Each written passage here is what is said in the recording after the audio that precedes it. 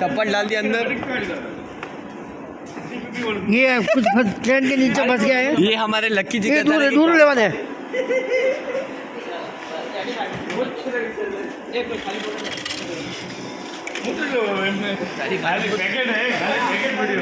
निखिल बहुत बहुत धन्यवाद। आइए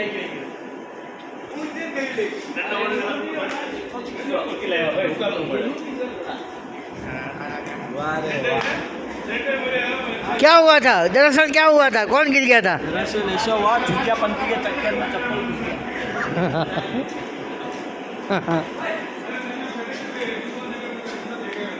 इसको जिंदा निकाल दिया गया है। पानी बोतल मंगा। हरी पानी बोतल दे, हरी पानी बोतल, हरी पानी बोतल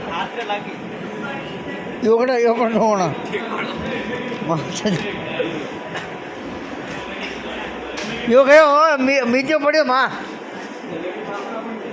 મીજો પડ્યો માં લાગી મને મીટર લાગી હા